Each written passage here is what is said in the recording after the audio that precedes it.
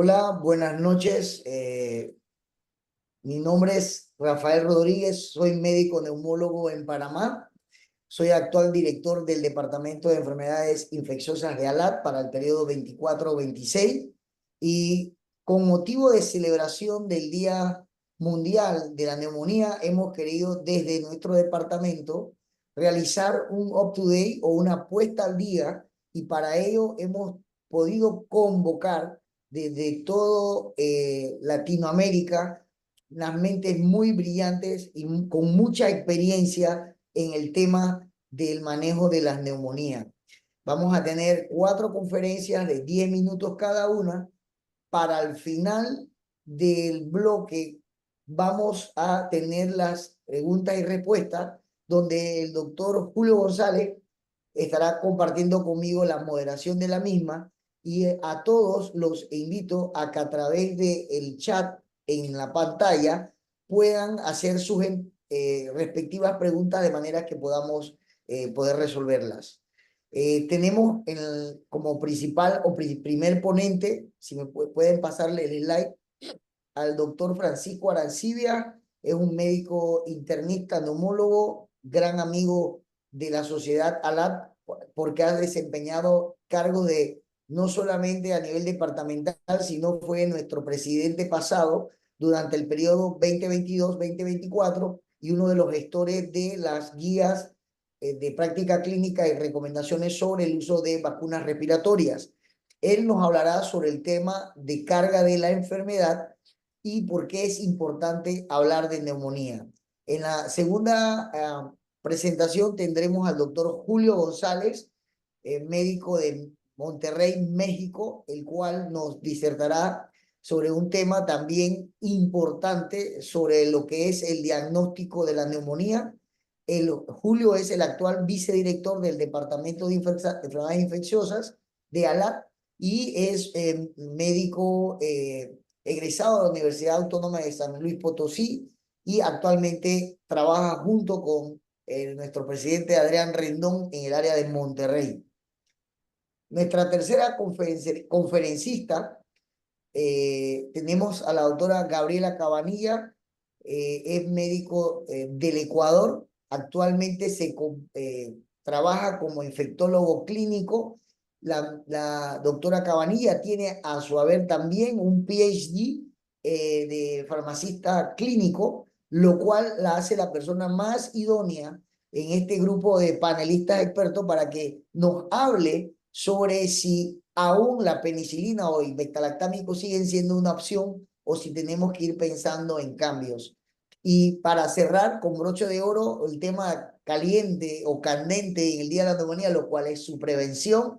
Tenemos a la doctora Laura Pulido de Argentina, que es actualmente la coordinadora de la sección de infecciones respiratorias de la Asociación Argentina de Medicina Respiratoria y actualmente coordina el servicio de neumología en el Hospital Italiano del Rosario, Santa Fe, Argentina. La doctora Pulido tendrá a su haber conversarnos sobre lo que son las medidas de prevención en las neumonías.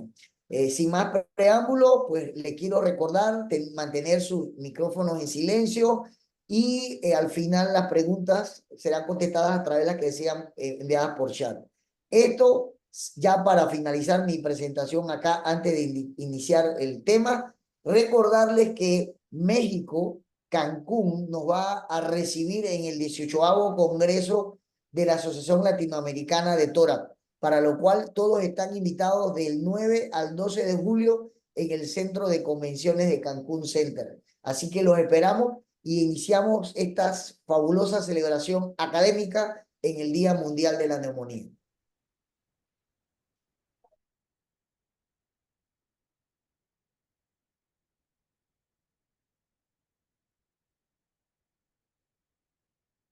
Bueno, muy buenas tardes, buenas noches a todos los que nos escuchan, que se han conectado a webinar. Soy Francisco Arancibia, como dijo el doctor Rafael Rodríguez, y me toca presentar el tema carga de enfermedad, por qué es importante hablar de neumonía adquirida en la comunidad. No tengo conflicto de interés para esta presentación. Y la hoja de ruta para estos 10 minutos van a ser hablar de la incidencia de la neumonía, cuáles factores de riesgo, mortalidad, morbilidad, perdón, INAC y la mortalidad por esta enfermedad. Como datos de incidencia, se estima que la NAC ha afectado 4,489 millones de personas en el mundo. Estos son datos del año 2019. Y se ha calculado en Estados Unidos una incidencia anual de neumonía de 2,5 casos por 1.000 adultos. Sin duda, esto aumenta exponencialmente en países que son con más bajos ingresos. Con respecto a la neumonía grave, las que se hospitalizan en UCI, este trabajo de Huckett, publicado en 2006, nos muestra que el número de casos de neumonía que han ingresado a UCI han aumentado, incluso duplicado en un periodo de menos de una década. Otros datos en este sentido, ¿no es cierto? Nos muestra acá el estudio EPIC, que fue un estudio realizado en varias unidades, hospitales de Estados Unidos en 2015. Muy importante este estudio y nos muestra que neumonía grave que fue hospitalizada en UCI llegó a un 21%. En otro estudio publicado en 2018 en España por el doctor Ferrer, nos habla que el 18% de los hospitalizados requirieron UCI. Como factores de riesgo para neumonía, adquirida en la comunidad, en una revisión sistemática de 29 estudios, la mayoría son observacionales, publicado en la revista JAMA hace poco, mostró que la edad avanzada, es decir, mayores de 65 años, es el factor de riesgo más importante de neumonía adquirida en la comunidad. Otros factores de riesgo son los que alteran la depuración mucociliar, por ejemplo, el tabaquismo. Otras enfermedades como el EPOC, el asma, aumentan la incidencia o es un factor de riesgo para adquirir neumonía.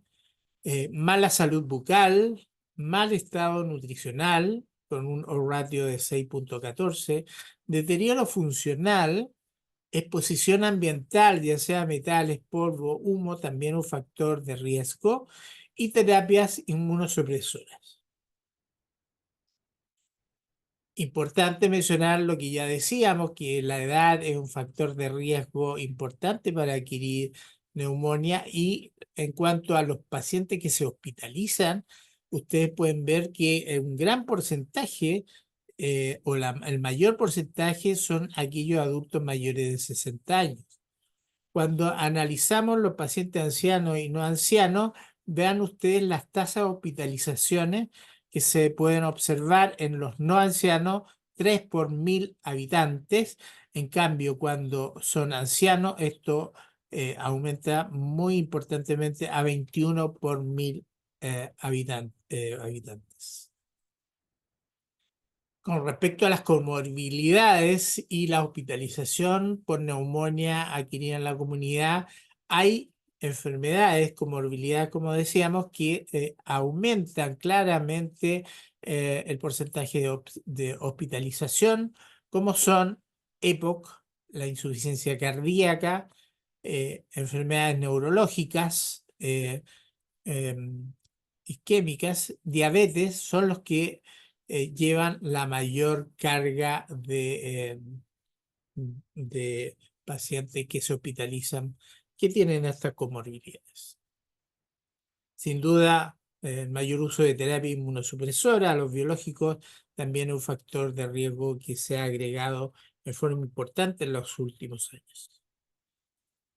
Mencionar, ¿no es cierto?, que otros factores de riesgo ya son determinantes de la salud. Y este trabajo que lo publicó el doctor Julio Ramírez, en los cuales nos muestra aquí en la figura B, aquí en rojo, que está mayormente concentrado aquellos pacientes que tuvieron neumonía en aumento y que eran de una, digamos, ingreso monetario más bajo. Esto en Estados Unidos. Cuando miramos las causas de muerte globales el de 2021, las enfermedades infecciosas, particularmente la neumonía, está en el quinto lugar. Mencionar aquí que este año también el COVID, que la mayoría era neumonía, tuvo el segundo lugar. Y cuando miramos los países de bajos ingresos, fíjense ustedes en el mismo año, la neumonía ocurrió en el primer lugar de causa de muerte. Si miramos la mortalidad ya dirigida a nivel mundial, estos son datos desde 1980 a 2021, podemos observar que ha habido una disminución casi de 3,5 millones a el último reporte, 2.180.000 casos de neumonía han muerto.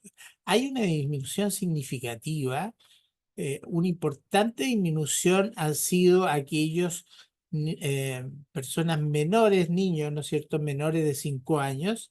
Sin embargo, se ha observado un aumento de la mortalidad en los mayores de 70 años en particular.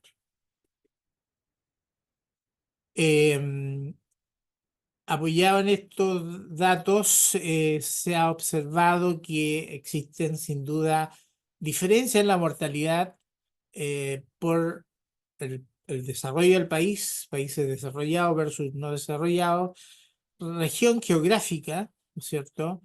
Y también las características de la población.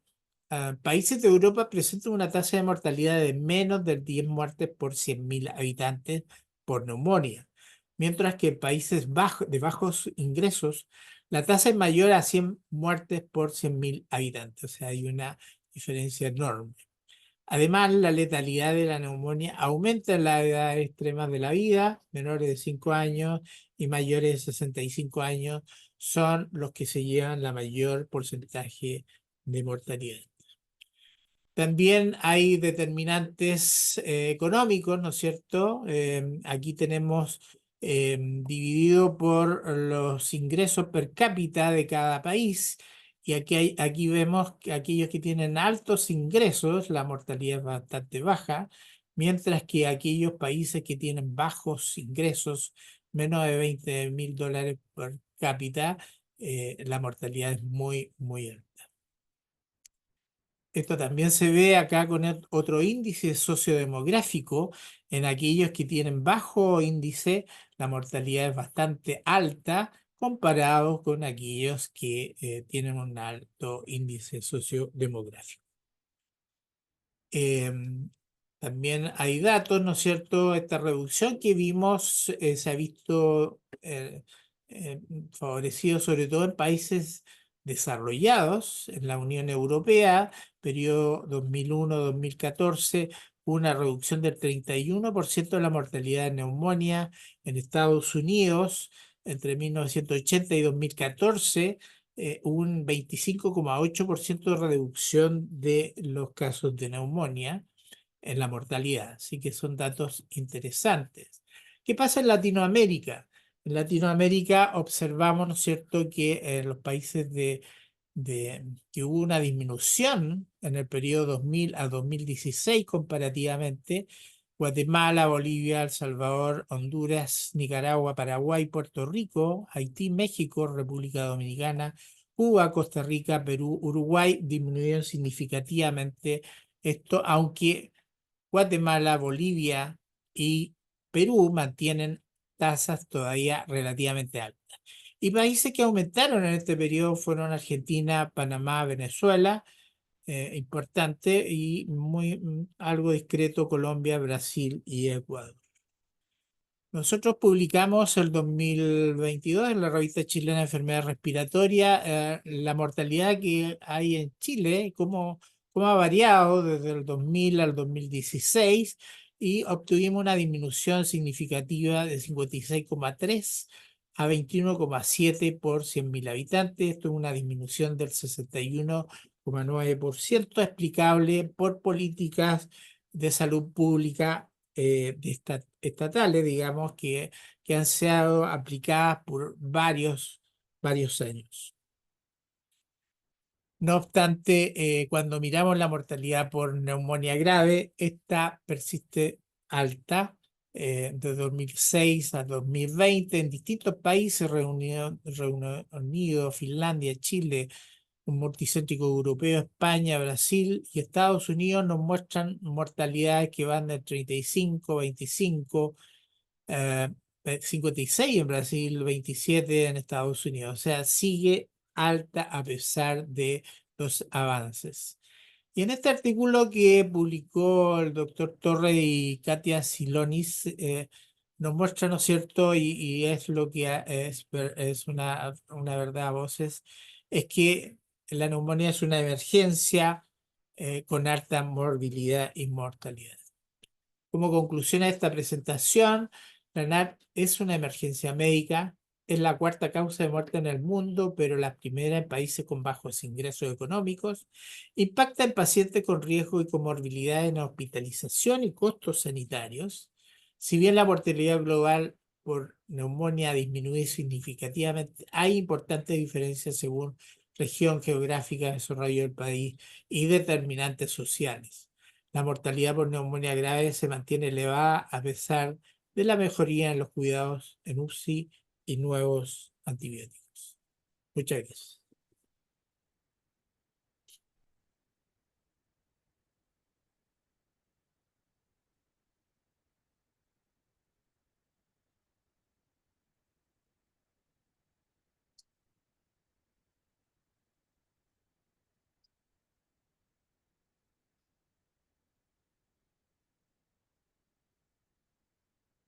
¿Qué tal, amigos? Muy buena tarde. Agradezco a Lat y al doctor Rafael por la invitación a hablar en este evento, y a mí me toca hablar 10 minutos acerca de el diagnóstico etiológico de la neumonía adquirida en la comunidad en el 2024. No tengo conflictos de interés para esta ponencia y rápidamente en los siguientes 10 minutos vamos a comenzar ejemplificando un caso clínico, revisando las recomendaciones más actuales acerca del diagnóstico etiológico de neumonía, y me gustaría presentarles rápidamente 4 ensayos publicados en los últimos 24 meses para aterrizar algunas conclusiones. Un caso clínico, el señor M acude a urgencias con un cuadro respiratorio de 5 días de evolución. Él es un hombre que previamente no era paciente de ustedes, es un hombre de 65 años con diabetes mellitus en buen control, tabaquismo ocasional y no ha recibido una vacunación adecuada. Él ingresa y ustedes inmediatamente identifican un cuadro de neumonía adquirida en la comunidad CUR65-3. Él requiere tratamiento con oxígeno suplementario y por este motivo ustedes lo ingresan en la unidad de terapia intensiva, respondiendo bastante bien a la oxigenoterapia con cánula de alto flujo. Usted, por supuesto, inicia antibiótico empírico y el abordaje tal como dictan las guías. En este caso utilizan ERS-ALAT 2023. Y bueno, pues una pregunta más retórica que académica es, al momento de poner indicaciones, si ustedes solicitarían un panel de diagnóstico molecular multipatógeno point of care por PCR. Si ustedes notan aquí, a propósito, puse un sinfín ahí de opciones. No quiero que esto sea un ejercicio primariamente académico, sino de la vida real, y vean cómo uno pues, puede estar preguntando y contestando al infinito, ¿no? Y motivos por el cual lo pediríamos o no lo pediríamos. Quizá lo más importante es basarnos en lo que dice nuestra guía LAT, una guía, de hecho es la guía más recientemente publicada. Y la guía LAT se lo toma muy en serio, tan en serio que es la primera cuestión que intenta contestar. Si en pacientes con neumonía adquirida en la comunidad, en este caso grave, debe de ser solicitada una técnica microbiológica rápida, además de los cultivos que tradicionalmente solicitamos. Y la respuesta de la guía es que si la tecnología está disponible, nos sugiere pedir este tipo de ensayos por PCR. Sin embargo, nos pone dos candados. El primero es que admite solamente que enviemos esputo o aspirado endotraqueal. Para la guía no hay un papel de hisopado nasofaringio. Y la otra es que solamente lo deberíamos de pedir cuando nosotros no vamos a dar el antibiótico típico, es decir, cuando nosotros nos vamos a salir del espectro estrecho. Ahí es cuando, según la guía ALAT 2023, debemos de pedir este tipo de estudios, y esto es una recomendación condicional con muy poca evidencia. Esta ya fue publicada en junio del año pasado y bueno, pues en lo que se hacía ahí toda la escritura y la publicación, a mí me gustó basarme con algunos estudios que se publicaron en 2023, justo antes de salir la guía, y 2024. ¿Cuál es el panorama? Bueno, pues tenemos problemas que resolver, como bien decía el doctor Arancibia. Sobre todo, nosotros queremos apoyarnos en PCR para darnos cuenta de que haya patógenos que tengan resistencia no sospechada o patógenos no bacterianos, por ejemplo, virus sincitial respiratorio, que si no fuera por la tecnología de PCR, pues no lo podríamos diagnosticar. Queremos alejarnos de una cobertura muy reducida debido a que aumenta el riesgo de falla al tratamiento y la mortalidad, pero también queremos alejarnos de una cobertura muy amplia debido a los impactos nocivos que pudiera tener en la resistencia bacteriana comunitaria y, por supuesto, en la infección por Clostridium difficile. Así pues, la tecnología Point of Care por PCR va a tener ciertas ventajas y ciertas desventajas. Y miren, me gustaría empezar con este artículo. Es un artículo danés que se publicó con pacientes de 3 salas de urgencias en aquel país. Eran pacientes que tenían sospecha de neumonía adquirida en la comunidad. Y ojo, la mayor parte era neumonía no severa. Requería hospitalización, pero no requería terapia intensiva. Todos estos pacientes recibieron antibiótico empírico de acuerdo a la guía danesa y en todo se descartó la infección por COVID-19. ¿Cómo lo hicieron? Pues por PCR. Y aquí empiezan las cosas medio tramposas, ¿no? Porque PCR pues es tecnología nueva. Entonces quiere decir que a todos los pacientes ya les estamos aplicando esta tecnología para descartar COVID. Van a ver cómo esto es un sine qua non en los artículos nuevos, el utilizar PCR para descartar infección por COVID. 294 pacientes, mitad y mitad, fueron aleatorizados a un grupo, les hicieron hisopado nasal o esputo para medir PCR y para hacer una PCR múltiple, y a 146 pacientes solamente un cultivo.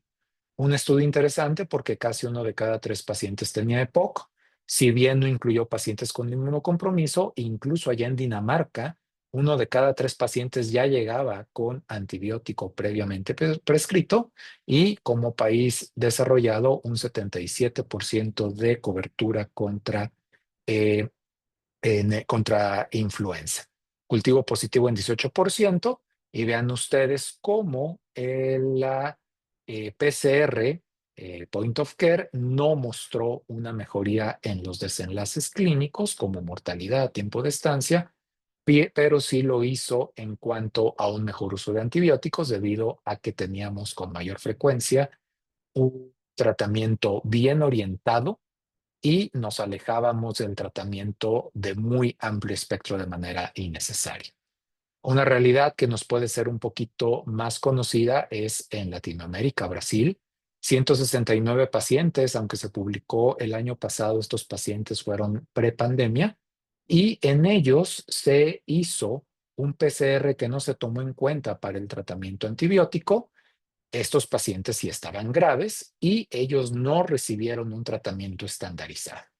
Vean ustedes cómo la tasa de vacunación para influenza era muchísimo menor que en el estudio danés, y pues aquí podemos ver algo de sobra conocido. De 169 pacientes, solamente tuvimos cultivo de esputo en 15 y de aspirado endotraqueal en 12, una minoría, y ya sabemos que la mayor parte de esos cultivos fueron negativos, probablemente por una exposición previa ambulatoria a antibióticos. Vean ustedes aquí cómo nuestro panorama cambia. La mayor parte de las neumonías en este caso fueron virales. Y, por supuesto, la bacteria más presente fue neumococo, pero ven ustedes cómo podemos encontrarnos aquí otras bacterias, otros patógenos que normalmente pueden pasar desapercibidos y, de manera importante, 15% tenía una coinfección. Este estudio muestra el impacto potencial. En este estudio no se cambió el antibiótico de acuerdo al resultado de la PCR, pero sí se midió lo que se pudo haber hecho en el mejor de los casos, y ven como el 92% de las veces el antibiótico prescrito iba a ser cambiado la mayor parte de las veces para descalar el espectro. Tenemos un artículo en España, nuevamente 4 hospitales universitarios, 242 pacientes que requirieron hospitalización, mitad y mitad a Point of Care PCR y la otra mitad para cuidado estándar. Nuevamente, recuerden, aquí en todos ya se está descartando por tecnología de PCR infección por la COVID-19 y nuevamente, pues cosas que ya sabemos, la etiología establecida, 63% en el grupo de PCR contra 1 de cada 4 en aquellos que solamente se usó un cultivo. Pero aquí los autores nos muestran este gráfico en el cual no hay diferencia en el tiempo de terapia antibiótica, pues simplemente porque el solo hecho de pedir un PCR no hace que el médico necesariamente le haga caso. Y a mí me llamó mucho la atención, pues 10 días de antibióticos en ambos grupos, me parece que es bastante superior a la media. Y si ustedes ven aquí, incluso pacientes que recibieron un antibiótico por más de 40 días, ¿no? Entonces no es nada más pedir el estudio, sino hacerle caso y ajustar los antibióticos. En este caso español, vean cómo si el Point of Care PCR se relacionó con una menor incidencia de ingreso a la terapia intensiva y, por supuesto, una mayor frecuencia de antibiótico, de diagnóstico etiológico. Y finalmente les quiero presentar este estudio de 135 pacientes realizados en Taiwán, en donde se hace una pregunta muy sólida, si el solo hecho de solicitar PCR disminuye la mortalidad, y bueno, pues ustedes ven que en realidad la mortalidad es la misma, pidamos o no PCR. Y bueno, hablando de mortalidad, el doctor Arancibia ya nos explicaba cómo la mortalidad sigue siendo un problema.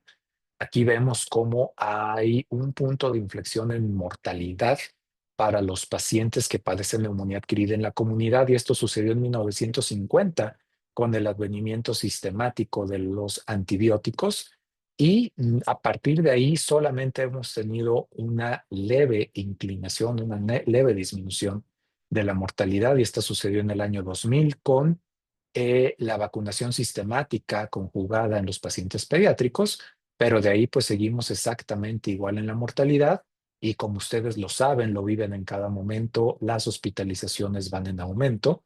Esta es una proyección para el 2024 en donde pues las hospitalizaciones no van a ser otra cosa más que aumentar. Obviamente a más hospitalizaciones, mayor dinero. Vean ustedes los gastos millonarios que esperamos en 2040. 1.800 millones de dólares solamente en Estados Unidos y solamente por neumonía neumocóxica. Y aquí ustedes pueden ver cómo la inmensa mayoría de ese gasto lo representan los pacientes hospitalizados. Este artículo a mí me parece muy interesante, publicado en 2018. Nos hace un comparativo de lo que le hemos invertido en investigación por cada muerte de diversas patologías. Ven ustedes cómo en los pacientes con VIH las muertes están en $2,000, es decir, se ha invertido bastante en investigación para prevenir una muerte.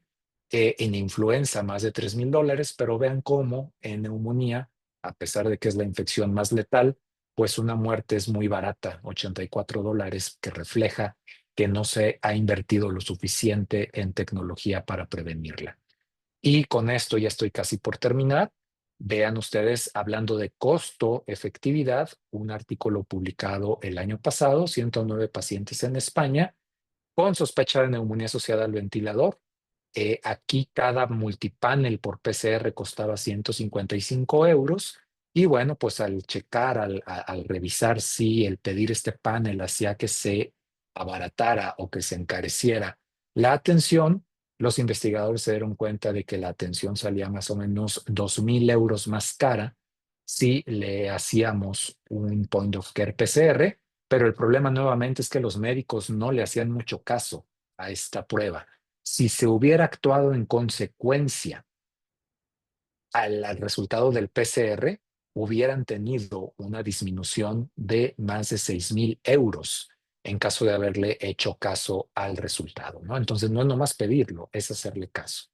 Mis conclusiones: la evidencia acumulada en los últimos años sugiere que el Point of Care PCR pudiera ser útil incluso en pacientes con CUR65 menor de 3, pudiera asociarse a menores días de antibiótico y a menores esquemas inadecuados, nos permite conocer la epidemiología real, no necesariamente es más caro, creo que nos tenemos que quitar esto de la mente, y si bien es cierto, vamos a suponer que no se asocia a mejores desenlaces clínicos en un paciente individual, creo que sí pudiera ayudarnos a disminuir la resistencia bacteriana en la comunidad y que, por supuesto, la ausencia, entre comillas, de un beneficio individual no debería justificar no usarlo porque pudiera tener impacto en los nichos ecológicos bacterianos. Termino con esta frase: la neumonía permanece como un problema del siglo XXI tratado con terapias del siglo XX. Todos los antibióticos que usamos se desarrollaron el siglo pasado, pero todavía queremos diagnosticar la neumonía usando tecnología de 1880, es decir, gram y cultivo. Creo que esto nos da mucho de qué pensar. Yo, en lo personal, a este paciente sí le pediría el Point of Care PCR, debido a que es una forma efectiva para evitar el uso inadecuado de antibióticos. Muchísimas gracias. Hola, es mi turno ahora. Déjenme compartir pantalla. ¿Sí ven mi pantalla? Perfecto. Hola, yo soy Gabriela Cabanilla y es mi primera vez aquí en un webinar de ALAT. Estoy muy orgullosa de estar aquí y mi sección trata del tratamiento. ¿Sigue vigente la penicilina o es hora de hacer cambios? Primero, uy, ahí está. Primero me gustaría empezar creando contexto sobre el tratamiento de la neumonía en Estados Unidos, que es en donde yo practico. Nuestras guías hacen recomendaciones basado en si el paciente es ambulatorio o está hospitalizado, y luego miden si hay factores de riesgo o si es severo o no severo. Pero lo que quiero enfatizar aquí es, como ustedes pueden ver, los beta-lactámicos siguen siendo las recomendaciones de primera línea en nuestras guías. Como muchos de ustedes ya han de saber, los betalactámicos son la clase de antibióticos más utilizadas en el mundo. Estos incluyen las penicilinas, cefalosporinas, monobactámicos y carbapenémicos. Actúan inhibiendo la pared celular bacteriana. Como ya lo dije, son primera línea para la neumonía adquirida en la comunidad. Y son altamente efectivos contra la mayoría de los patógenos comunes de NAC, incluyendo el Streptococcus pneumoniae. Cuando pienso en antibióticos siempre se me ocurren ventajas y desventajas de ellos, pero obviamente me voy a enfocar en los betalactámicos hoy. En general, su desarrollo y eficacia se han mantenido al ritmo de los cambios en la resistencia microbiana y la aparición de nuevos patógenos. Pensando específicamente en los betalactámicos, cosas que se me ocurren que son ventajas es su amplio espectro. Son generalmente muy bien tolerados por los pacientes. El uso clínico está establecido, son antibióticos que han existido por muchos años. Y como ya lo mencioné, el respaldo en guías. Cosas en contra incluyen las reacciones alérgicas. Esto es algo que se encuentra comúnmente con los betalactámicos en general. El desarrollo de resistencia no es específico a esta clase de antibióticos, puede suceder con cualquier antibiótico, pero lo que sí es específico es la eficacia limitada contra ciertos patógenos, y cuando pensamos en NAC, específicamente los atípicos, ya que no tienen actividad contra ellos. Y en comparación con otros antibióticos, los betalactámicos por lo general requieren dosis más frecuentes. Viendo la eficacia en la literatura de estos antibióticos, quiero presentar un par de estudios. El primero es por Erat y su equipo. Ellos compararon levofloxacino con ceftriaxona combinada opcionalmente con claritromicina en 129 adultos con NAC. Los resultados mostraron tasas de resolución casi idénticas en ambos grupos, con una estancia hospitalaria mediana de 8 días en el grupo de levofloxacino y 10 días en el grupo de ceftriaxona, sin diferencia estadísticamente significativa. Los autores concluyeron que el levofloxacino oral fue igual de eficaz y seguro que la terapia secuencial con un beta-lactámico. En el siguiente estudio de Liu, incluyó a más de 6.000 adultos hospitalizados y comparó una quinolona respiratoria con un beta-lactámico solo o en combinación con un macrólido. Los resultados mostraron una tendencia no significativa hacia una menor mortalidad con quinolona, sin diferencias en el éxito clínico o en la duración de la estancia, y con menos efectos adversos en el grupo de la quinolona. Este estudio concluye que la quinolona respiratoria es una opción con eficacia similar y un perfil de seguridad mejorado comparado con la combinación de beta-lactámico con o sin un macrólido. Hasta ahora hemos visto cómo las quinolonas pueden ofrecer eficacia comparable con los betalactámicos, pero me gustaría revisar estos dos estudios que evalúan específicamente la monoterapia con betalactámicos frente a combinaciones. El primer estudio de POSMA se incluyeron 656 adultos con NAC para comparar 3 estrategias: la monoterapia con un betalactámico combinado con un macrólido y tratamiento con quinolona. La mortalidad a los 90 días fue similar en los 3 grupos, indicando que la monoterapia con betalactámicos no es inferior a las otras estrategias. Este hallazgo apoya la monoterapia con betalactámico como una opción viable. Y finalmente, el estudio de Garín comparó la monoterapia con betalactámico con la combinación de betalactámico y macrólido en 580 pacientes. Los resultados mostraron que la monoterapia tuvo una tasa ligeramente más alta de pacientes sin alcanzar estabilidad clínica y una mayor tasa de readmisión a los 30 días. Este estudio concluyó que la monoterapia no fue no inferior a la combinación, especialmente en pacientes con patógenos atípicos, que es de esperar, y estos mostraron mayor demora en alcanzar estabilidad clínica. En resumen, la evidencia sugiere que aunque los betalactámicos siguen siendo opciones efectivas para tratar NAC, las quinolonas y las combinaciones pueden ofrecer ventajas específicas en ciertos escenarios, pero yo creo que es fundamental comprender las razones detrás de estas ventajas para una selección óptima del tratamiento. Lo que me llevó a analizar por qué los macrólidos y quinolonas pueden ser beneficiosos en el tratamiento de NAC, y cuando hice eso encontré varios factores claves. Primero, los patógenos atípicos juegan un papel importante en la etiología de NAC y estos antibióticos tienen una efectividad superior en esos casos. Segundo, los macrólidos poseen propiedades antiinflamatorias que pueden ayudar a reducir la inflamación pulmonar y mejorar los síntomas en ciertos pacientes. Y finalmente, en algunos casos, los patógenos responsables de NAC podrían presentar resistencia a los betalactámicos, lo que hace que estas otras clases de antibióticos sean alternativas valiosas. Pero eso sí, esto de la resistencia es un tema crítico y es algo que me gustaría ampliar. Quiero destacar que en los Estados Unidos aproximadamente el 30% de los neumococos muestra una menor susceptibilidad a la penicilina. Sin embargo, esto no parece influir significativamente en la supervivencia de los pacientes con neumonía, ya que en estudios previos de neumonía neumocócica bacterémica, los riesgos de mortalidad en pacientes tratados con betalactámicos son comparables entre neumococos susceptibles y no susceptibles. También es importante entender que la resistencia a la penicilina no es una resistencia absoluta. Esto significa que con dosis más altas y frecuentes se pueden mantener niveles séricos por encima de la concentración mínima inhibitoria, logrando un buen tratamiento clínico para la infección.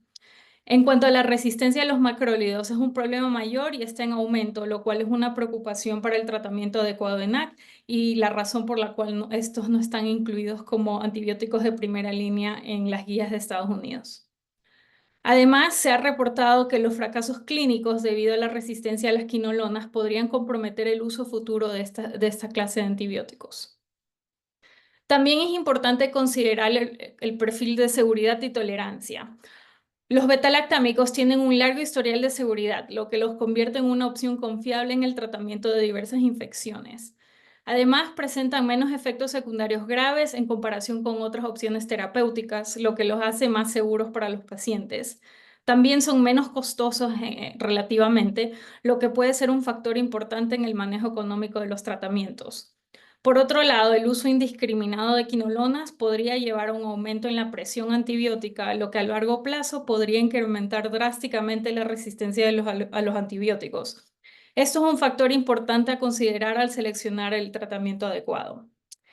Y yo sé que muchos ven a las quinolonas como antibióticos extraordinarios, pero yo creo que es importante recalcar que ha habido un aumento en los informes de eventos adversos relacionados con su uso. Entonces quiero aquí enseñarles los que se ha reportado a la FDA en Estados Unidos. El primer reporte fue en el 2008 y fue el riesgo de tendinitis y ruptura del tendón. En el 2011, empeoramiento de los síntomas de la miastenia gravis. En el 2013, neuropatía periférica irreversible. 3 años después, efectos secundarios permanentes que involucran tendones, músculos, articulaciones, nervios y el sistema nervioso central. En el 2018, coma hiperglucémico. Y como si no fuera suficiente, luego en ese mismo año, el riesgo de disección aórtica o ruptura de aneurisma aórtico. Toda esta información me hace siempre pausar y asegurarme que las quinolonas son realmente el mejor antibiótico para mi paciente antes de recetarlo. En muchos casos, los efectos secundarios generalmente superan los beneficios en el tratamiento de infecciones, especialmente cuando hay otras opciones. En conclusión, espero haberlos convencido que los agentes beta-lactámicos siguen siendo una valiosa contribución en el tratamiento de las infecciones del tracto respiratorio. Son bien tolerados por la mayoría de los pacientes y tienen menos efectos secundarios graves en comparación con otras clases de antibióticos. Las principales guías de tratamiento, como las de la American Thoracic Society y el IDSA, siguen recomendando beta-lactámicos como tratamiento de primera línea para NAC. Gracias a su amplio espectro, los betalactámicos pueden ser utilizados tanto en pacientes con infecciones leves como graves, ajustándose a diferentes contextos clínicos. En un contexto de aumento de resistencia bacteriana, los betalactámicos siguen siendo la opción más confiable para el tratamiento empírico de NAC. Y con el desarrollo de nuevas formulaciones, los betalactámicos siguen siendo una piedra angular en la lucha contra la neumonía. Quiero cerrar esta presentación con una foto del icónico barrio de Las Peñas en mi ciudad natal de Guayaquil, Ecuador. Y muchísimas gracias por su atención y por permitirme compartir esta presentación con ustedes.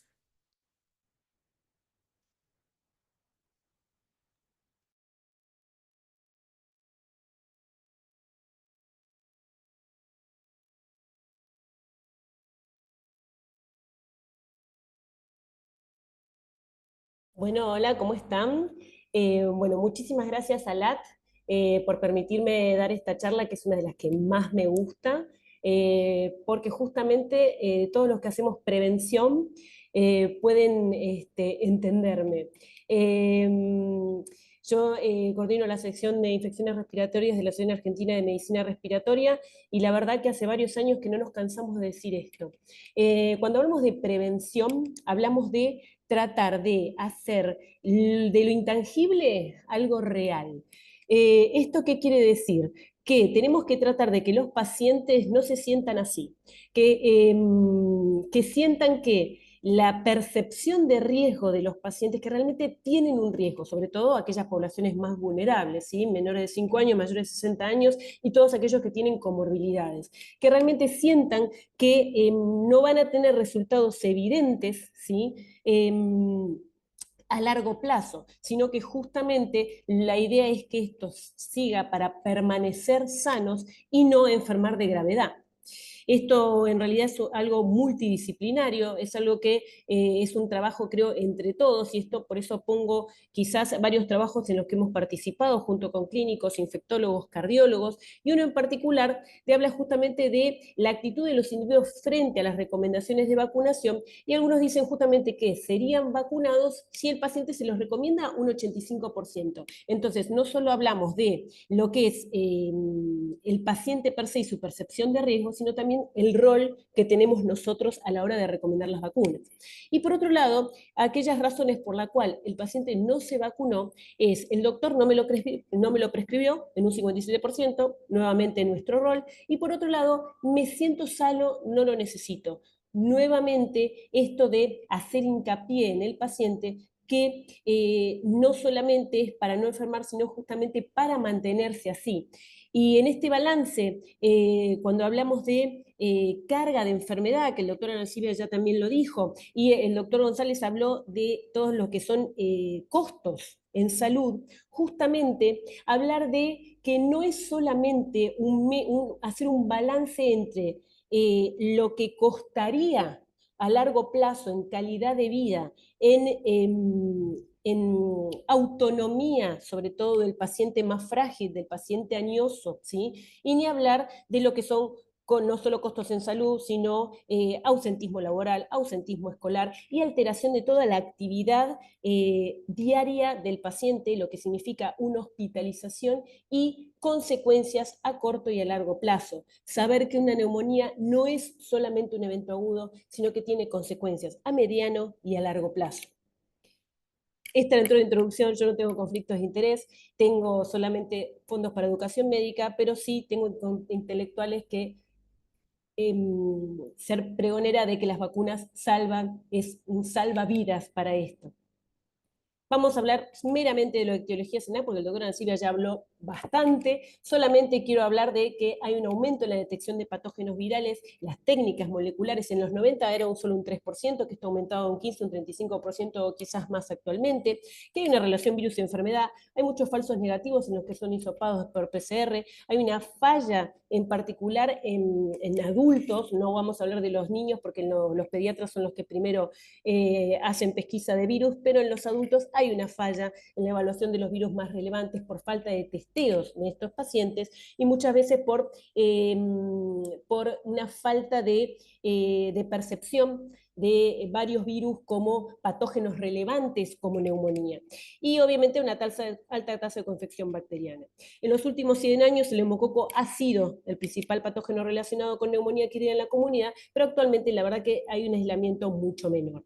Nuevamente el estudio PIC, que ya habló el doctor Arancibia, solamente decir que hay un 22%, el patógeno más detectado es el que no se detecta en más del 60%, y esto también en la revisión de Nature del 2021 son los números muy parecidos. En etiología viral un 22% y un 11% en etiología bacteriana, una coinfección de un 3%.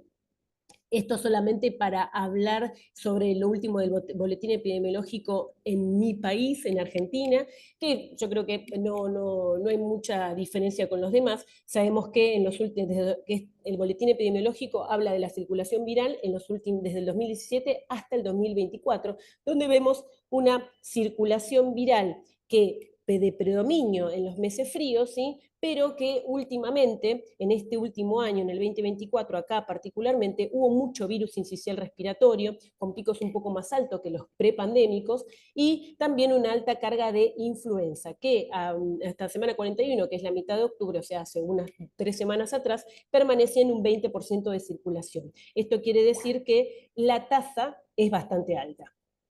Entonces, ya les di toda la perspectiva previa de estudios, de boletines epidemiológicos. Sabemos que hay bastantes causas, ¿sí?, de infecciones respiratorias bajas de neumonía, ya sea virales versus bacterianas. Pero la realidad, ¿sí?, si nos vamos a campañas de vacunación en particular, tanto del Ministerio de Argentina como de Perú, Latinoamérica, hablan de vacunación contra gripe, mismo en el consultorio. Esto no solo estoy hablando de esferas altas, sino también en nuestro consultorio. Cuando hablamos con los pacientes y decimos, ¿tiene vacunación contra gripe, contra neumonía? ¿Sí? Y hablamos como si fuera la vacunación contra neumonía solo y contra gripe, contra cosa, como si nos vacunáramos contra gripe o nos vacunamos contra influenza. Porque la gripe es un síndrome gripal, me suena. ¿Nos vacunamos contra el síndrome gripal o realmente frente a las afecciones graves por influenza? Esto es lo que por ahí, después de ver esto, es lo que me llama la atención y me pregunto, ¿cuál es la vacuna de la neumonía? ¿Es la vacuna contra el neumococo? ¿Es la vacuna contra influenza? ¿Es la vacuna contra sincicial respiratorio? ¿Es la vacuna contra COVID? ¿O la respuesta correcta es todas son correctas? Y es así. Tenemos que, creo que las palabras pesan mucho y tenemos que acostumbrarnos a hablar de las vacunas de la neumonía. No hay una sola, sino que son todas. Y el conjunto, ¿sí?, y un calendario completo son los que nos aseguran una prevención exitosa frente a la neumonía.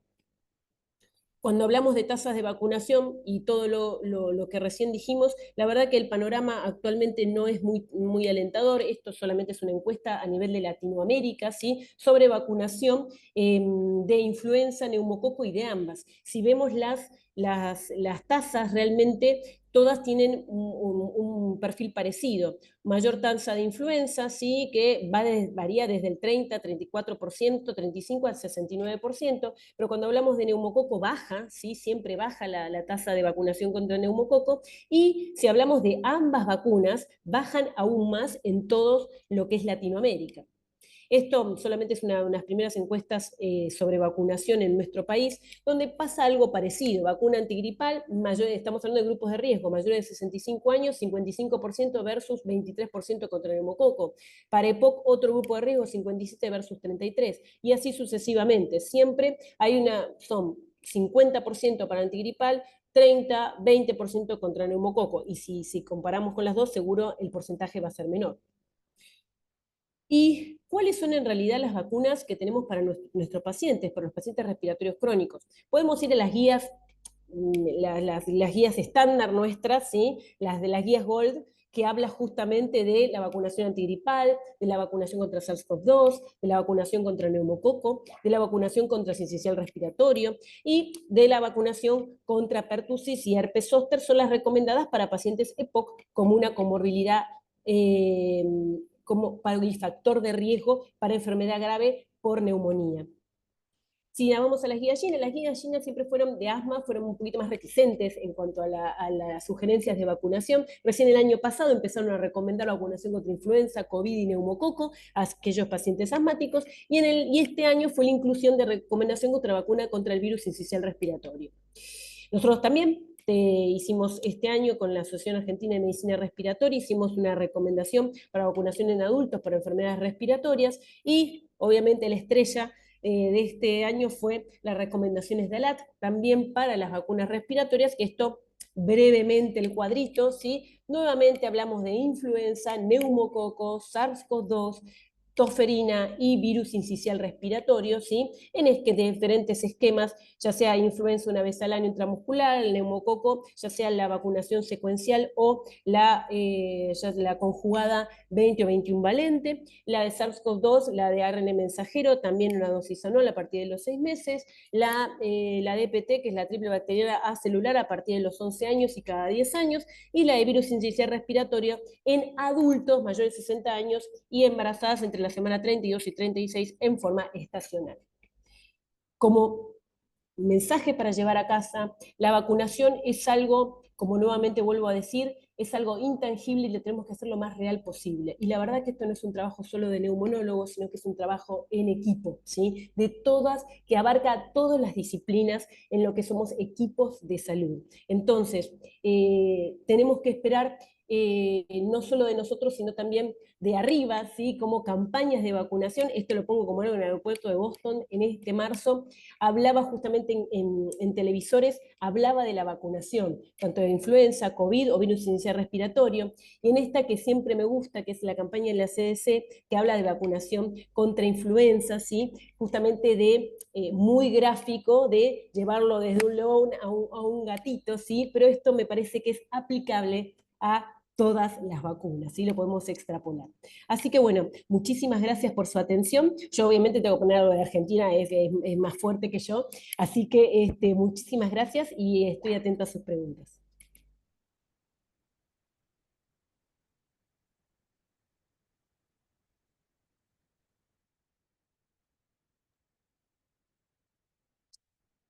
Bueno, buenas noches. Excelente cada una de las presentaciones. Y aquí tenemos el chat con algunas preguntas que ya los ponentes hicieron favor de ir adelantando la respuesta. En realidad son preguntas, si bien diferentes, van en un solo sentido. ¿Cómo evitar la resistencia bacteriana? Por ahí, permítanme, ya que tengo el uso de la palabra, voy a tocar la pregunta que me hacen a mí, que va muy en relación a la que les hicieron a ustedes también. ¿Cómo podemos usar estos métodos moleculares para monitorizar la resistencia? Bueno, estamos muy familiarizados, afortunadamente, ahí con estos genes de resistencia para cada una de las bacterias. Quizá lo más común, lo que vemos en la práctica clínica, pues es el famoso gen de resistencia para la rifampicina cuando nosotros hacemos un PCR para tuberculosis, que pues yo no sé los ponentes, pero a mí me pone sumamente nervioso no tenerlo, ¿no? O sea, no tenerlo testado. No me parece que en 2024 tengamos que esperar un cultivo durante un par de meses para ver si el paciente es resistente o no. Y en el sentido de neumonía, sobre todo en neumonía asociada al ventilador, el gene de resistencia que más validado hay y que hay muchísimos artículos es el gen MECA para la resistencia a meticilina de estafilococo dorado. Bastante útil, incluso las guías de neumonía asociada al ventilador nos permiten hacer con hisopado, quitar la cobertura contra estafilococo dorado en caso de que tengamos un resultado negativo para estafilococo, ¿verdad? Y obviamente, en caso de que tengamos un resultado positivo con este gen de resistencia, iniciar el antibiótico hasta tener mayor información con un cultivo. Creo que la mejor alternativa para evitar las bacterias resistentes es el uso adecuado de los antibióticos. De ahí mi conclusión. El que el PCR Point of Care no esté salvando una vida a la vez no quiere decir que el nicho ecológico de resistencia bacteriana no sea susceptible a mejorarse con el uso juicioso de antibióticos, ¿no? A mí me gustaría, y nuevamente aprovechando la ausencia de Rafael, hacerle una pregunta a cada uno de ustedes. Doctora Arancibia, usted me gustó mucho el artículo que presenta acerca de las intervenciones que hizo en Chile. Me gustaría, y con disminución en la mortalidad, ¿cuáles fueron estas implementaciones que hicieron para lograr esto? ¿Nos podría comentar un poco al respecto? Sí, claro, por supuesto. Fue un trabajo largo que partió a principios del año 2000 o finales de 1998-99, que se empezó a vacunar en Chile en forma sistemática a los grupos de riesgo. Primero fue con la vacuna influenza y después se agregó 5 años después la neumocócica, la neumo 23. También se dieron otros pasos, entre ellos, ¿no es cierto?, el tratamiento garantizado y el diagnóstico y el tratamiento garantizado de las neumonias ambulatorias mayores de 65 años. Ese grupo se diagnosticaba en urgencia, en los consultorios, y se iniciaba rápidamente el tratamiento antibiótico. Esa es una patología GES. También se implementó un programa de enfermedades respiratorias del adulto en los consultorios a lo largo de todo Chile, lo cual permitía, ¿no es cierto?, el manejo de estos pacientes cerca de su hogar, en los consultorios. Todas estas medidas se demostraron, digamos, una caída en 61% de la mortalidad, lo cual estamos muy contentos, pero sí todavía nos falta mucho por avanzar y llegar a los niveles que tiene Estados Unidos o Europa. La clave no es desarrollar antibióticos más potentes que sí se necesitan, pero debemos enfocarnos en la prevención, ¿es cierto? Sí. La prevención es clave. Yo estoy de acuerdo con la doctora Pulido. ALAT trabajó estos últimos 2 años en estas guías que pone a disposición la evidencia, ¿no es cierto?, de la comunidad latinoamericana de la importancia de estas vacunas, que son 5 vacunas que pueden producir neumonía en nuestros pacientes, tanto adultos como niños, y que es la mejor costo-efectividad, tanto para el paciente, que gasta de su bolsillo en medicamentos antibióticos, hospitalización a veces, como del Estado, sobre todo del Estado. Son costo efectivas estas medidas de inmunización, y que hay que aplicarlas. Creo que es lo más sensato. Uno de los mayores mensajes para llevar a casa. Muchas gracias, doctora Arancibia. Doctora Gabriela, sin embargo, tenemos que seguir batallando con antibióticos, ¿no? Esperemos que en un futuro sea todo de vacunas. Y uno de los antibióticos que yo le decía por nuestro chat interno, no vuelvo a recetar una quinolona después de de lo que me dijo. Nos debemos de alejar de las quinolonas. ¿Cuál es la estrategia, no? Son antibióticos tan potentes, tan efectivos, tan cómodos y ahora en muchos países relativamente baratos que a todo mundo se le hace muy sencillo recetarlos. No son la panacea. ¿Son los macrólidos la vía para alejarnos de las quinolonas? ¿Cómo nos alejamos de esta prescripción fácil de dar levofloxacino 750 desde la otitis hasta la uña enterrada? Sí, es una buena pregunta y es algo con lo que batallamos acá también en Estados Unidos. Y había una pregunta similar en el Q&A de aquí. Yo creo que, o sea, hay veces que sobreestimamos el valor de los betalactámicos y yo creo que son antibióticos muy efectivos para este tipo de infección y relativamente no tienen muchos de estos efectos a largo plazo que son realmente, dan miedo. O sea, imagínense que a un paciente le vaya a dar una disección aórtica por el uso de 5 o 7 días de un levofloxacino. Entonces yo creo que sí, en esos pacientes que uno tiene, que está pensando que quiere cubrir atípicos, podemos usar los macrólidos absolutamente. O la doxiciclina también es algo que usamos comúnmente aquí. Añadimos eso a los betalactámicos para así proveer cobertura para todas las bacterias que podrían estar causando la infección en ese paciente, especialmente en esos pacientes que no podemos obtener cultivos, que no tenemos un PCR que nos ayude a saber cuál es el patógeno que está causando la enfermedad. Entonces yo creo que sí hay varias estrategias como uno puede disuadir ese uso de las quinolonas. Quiero recalcar que no estoy diciendo que nunca deberíamos usar quinolonas, pero creo que deberíamos de pensarlo bien antes de recomendarlo y asegurarnos que es el mejor antibiótico para nuestro paciente. En Latinoamérica, con nuestra incidencia de tuberculosis, es un factor agregado para tratar de tenernos, de pensarlo muy bien. La guía ICSAT-TS es muy clara cuando recomienda macrólido, pero tiene ahí un asterisco que dice si la resistencia comunitaria no es mayor de 25%, si no me equivoco. Así Me queda es. claro en su charla que en Estados Unidos ya superaron eso. Pero tenemos información me voy a aprovechar de su conocimiento, tenemos información en otros países de Latinoamérica, porque no es una pregunta fácil de contestar cuando uno busca literatura local. ¿Qué informes tiene acerca de algunos otros países de Latinoamérica?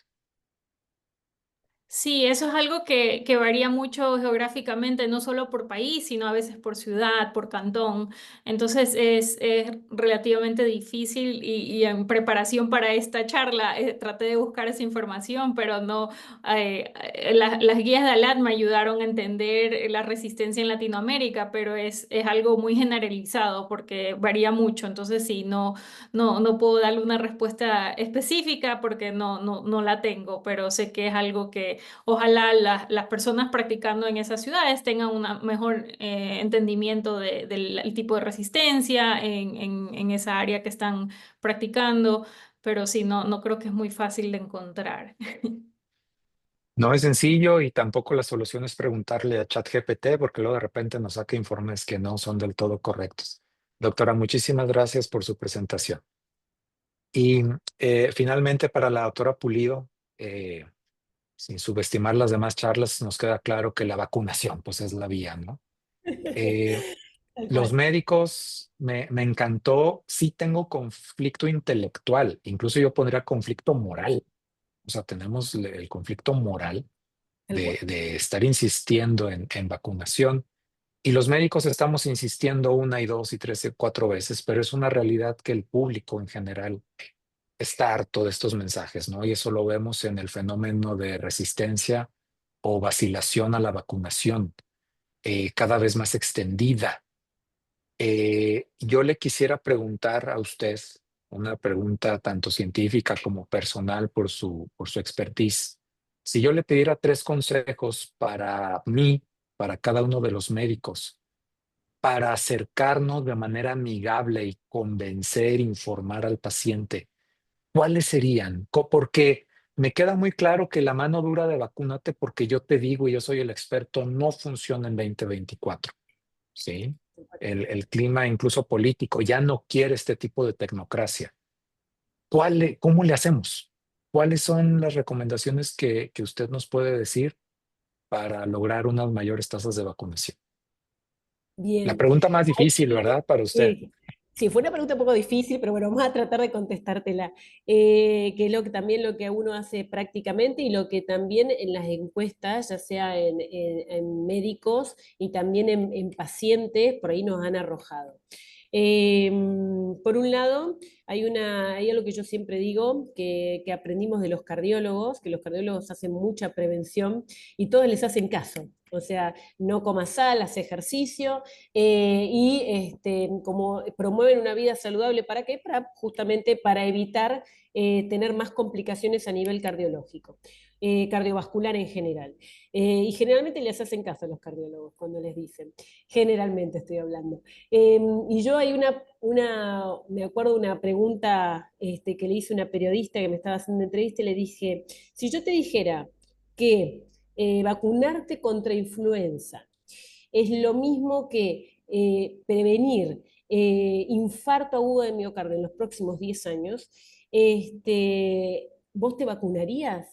O perdón, en los próximos 10 años, que reducís 10 veces el riesgo de tener un infarto por vacunarte contra influenza. ¿Vos te vacunarías? Y el otro me dijo, sí, realmente que sí. Entonces, yo creo que tenemos que llevar más a la práctica, más en el día a día, como siempre yo digo, el tema de es muy difícil hacer prevención con vacunas. ¿Por qué? Porque no es tangible, no es real. Estamos hablando de para que no te suceda algo. No es algo que tenés una recompensa en lo próximo. Por ejemplo, yo doy un antibiótico, no vamos a hablar de resistencia a antibiótico y todo lo demás, pues ya hablamos mucho, pero bueno, uno ve un resultado un poco en una infección bacteriana, ve un resultado a corto plazo. Un antitérmico ve resultados a corto plazo. Para bajar la presión, vos das un enalapril, ves que baja la presión. En una vacuna no ves un resultado tangible. Entonces, bajar a la práctica es mucho. Y hablando más de neumonología en particular, uno a veces juega con pacientes que ya han estado internados, ¿sí? O tuvieron complicaciones severas, como puede ser una asistencia respiratoria mecánica, que me ha pasado mucho este año, con brotes de influenza y virus sincicial, y en los pacientes que no han sido vacunados, ¿sí? Con factores de riesgo generalmente, como el tabaquismo, como lo decía el doctor Omar Cohen, que vi en las preguntas, que es un factor de riesgo que tenemos que luchar por ponerlo en las guías. Está muy visto para neumococo, para vacunación contra neumococo, pero no en otras vacunas, y tenemos que saber que EPOC y tabaquismo más de 10 paquiar estamos en el mismo lugar, ¿sí? En cuanto a factores de riesgo. Entonces, es indispensable decirle, la verdad, vos estás acá por no vacunarte, o sea, podrías haberte evitado esto. Y eso en el hospitalizado, y en el que no, decir la verdad, contar experiencia. Que lo he contado, vengo a ver un paciente lamentablemente como usted, así que no se vacunó y lo vengo de ver de terapia, ¿sí? Y tratar de hacerse lo más real, más que el paciente pueda percibir ese riesgo, el cual le quiero evitar, como el cardiólogo te dice, no comas sal para no aumentar la presión, vacunate justamente ¿para qué? Para permanecer así de sano. Como tomás la medicación, lo mismo, es otro tipo de tratamiento no farmacológico, ¿sí? El vacunarte. No sé si te respondí, pobre, porque te hablo mucho y por ahí decime si no te lo respondí o vamos por otro lado. No, me queda claro, no, o sea, se trata de aterrizarlo y platicarlo, ¿no? Incluso creo que todos nosotros, tenemos abuelos, tenemos padres y bueno, pues decirle, mira, ¿sabes qué? Digo, en mi caso personal, mi madre tuvo por ahí herpes antes de que llegara la vacuna de herpes zóster. Y cuando yo les digo esta anécdota ya en una charla más de amigos, a mí me hubiera gustado vacunarla y no alcancé a vacunarla, pero a ti sí te puedo vacunar. Por eso es que te lo estoy diciendo, ¿no? Entonces me queda claro que hay que dejar este autoritarismo científico para un aspecto más humano, ¿no? Muchísimas gracias. El chat está repleto más que de preguntas que sí, sobre todo de felicitaciones a todos y yo me uno a ellas. Les agradezco muchísimo su tiempo, les agradezco sé que por ahí yo soy el que está más temprano en el horario y muchísimas gracias a toda la gente que se conectó, 148 a esta hora de la noche. Entonces yo creo que fuimos un éxito y nos quedamos con vacunación, vacunación, vacunación y vacunación. Muchísimas gracias a todos. Muy buena noche. Buenas noches. Buenas Hasta noches, un luego. gusto. Buenas noches.